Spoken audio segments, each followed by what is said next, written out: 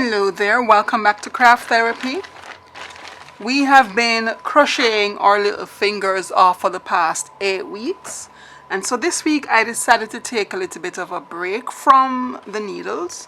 Well, from crocheting, but not from the needles, because if you can recall, at the end of my blouse video, this looks a little lean. Alright, at the end of my blouse video, this lovely fellow, lovely lady, lovely needle, lovely hook, whatever name it is that it wants to have, it came apart. I put it back together. I didn't use any glue or anything, I just put it back down in there, and I'm hoping and praying that it will, stay. It feels a little bit bent, but clearly it has done its time. So I'm just seeing it through, so to speak. Now, when I realized that I might be on the verge of losing this, my favorite needle, I had to go and find my stash. Alright? And it got me thinking back to when I actually started learning how to crochet. And that was some decades ago. Somewhere back in the early 2000s. The church that I attended at the time, they had a ladies' auxiliary. And we were pretty young, young girls and the older women. And as the Bible said, the older should teach the younger. And so the president at the time decided that the young ladies would learn some basic, home making skills, and crochet was one of them. I believe this was the very first hook. This one right here. It's a 0.9 millimeter or a size 5, it looks like. Size 8. Sorry, this was my very first hook, because the person who was teaching us crochet at the time, she took our money and she went and she purchased the hook, purchased the threads that we would need. So I got a very ugly shade of blue thread, and this needle, and I've kept it ever since. It's a little bit too small. I realize now it's a little bit small for the comfort that I want. But yeah, this was my very first needle, and I put crochet aside for a couple years after that. Just didn't have the time or didn't remember that is something that I could do, that sort of a thing. And then the other church that I had started attending by that time, there was someone there who was into crafts, and she asked me what I could do craft-wise. And I said, well, I know some basic crochet stitches, if that's okay. And she said, sure. And she wanted some sort of a collaboration where I would crochet pieces and intersperse beads with it. So I'd be working beads into my crochet. And that took me on another avenue of possibilities. And for some time, I worked on that aspect of things before branching over into more beads than even crochet. And, it just blossomed from there. Then again, I put things aside. I still have a lot of beads and glue and glitter. I have a lot of craft stuff on this shelf that I'm looking at right there. But I put it aside once more. Over the years, though, I've done a few pieces. You would see some of them in recent times since I moved here 3 years ago. In my video, Still Crafting or Hands Still Busy. That's the title of the video. But I've been crocheting for quite some time. And it's almost like a rite of passage, because my mom crocheted a lot before, her hands got too stiff in terms of arthritis. My sister, I think, still crochets quite a bit. And One of my nieces, she sews quite well. So this is my collection of crochet needles.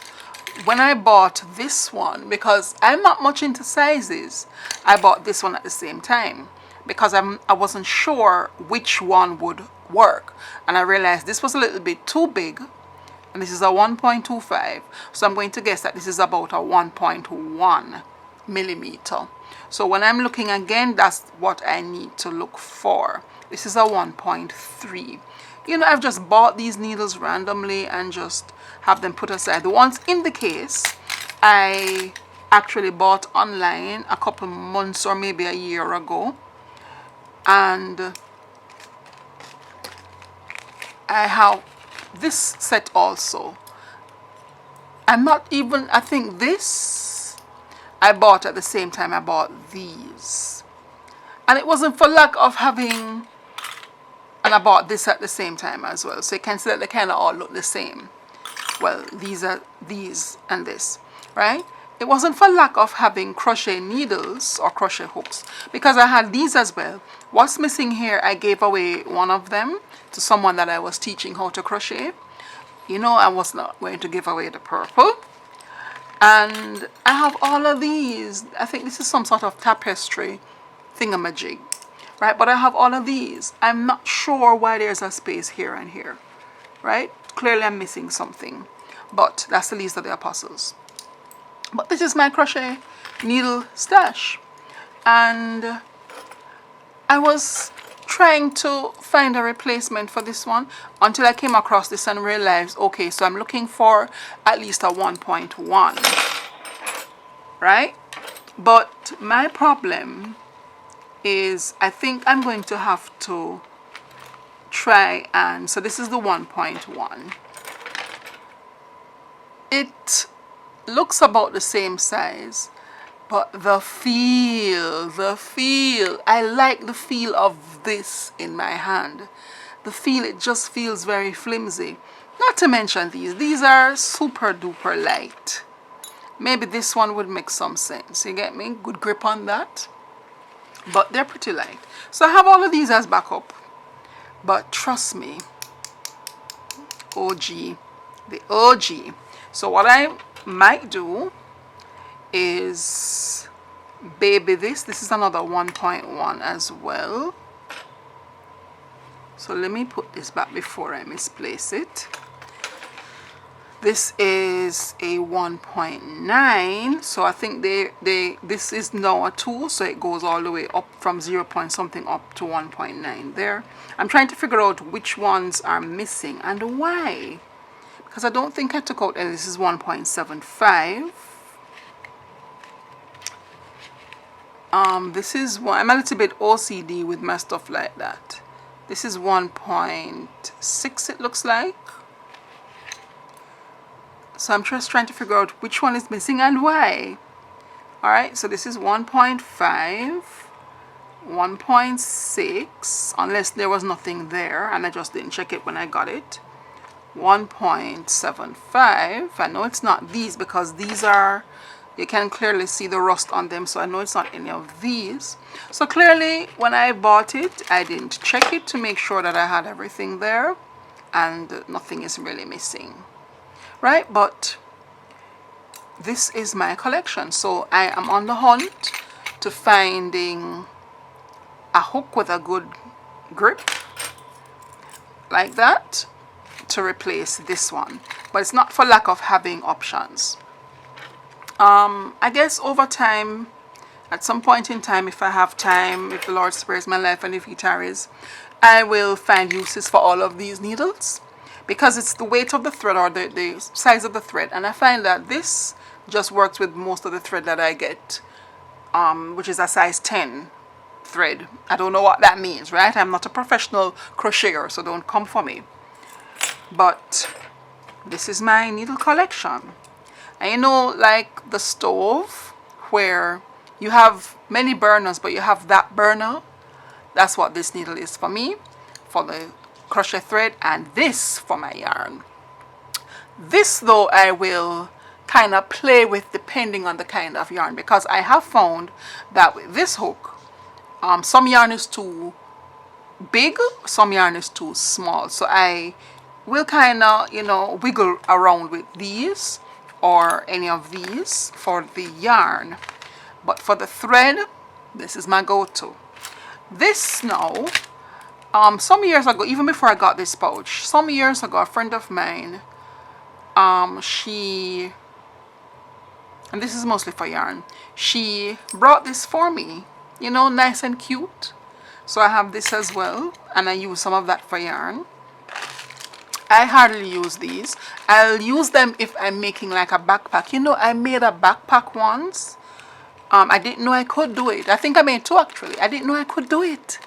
And I was so proud of myself. I used this needle and I used yarn. I was so proud of myself. And when I found this needle, it was with a project and I was saying, gosh, I have so many yarn projects that I've not completed. Maybe I ran out of thread. Maybe I did it and I just put it aside. But I have quite a few yarn projects. So maybe another project could be a yarn project. Although I know what crochet project I'm doing after this. But I could intersperse a yarn project or two. Right? But I used these when I was doing like bags. So that way I could keep track of where the row ended, because bags are like a continuous round. So I'm putting all of my needles in one place because I had these somewhere else. So I'm putting them all in one place. I'm not putting this in there though because I am using this. I have another project I'm working on currently. So I'm using it until it gives up the ghost. And then I cannot do without these. Can't do without them. Oopsie, falling all over the place.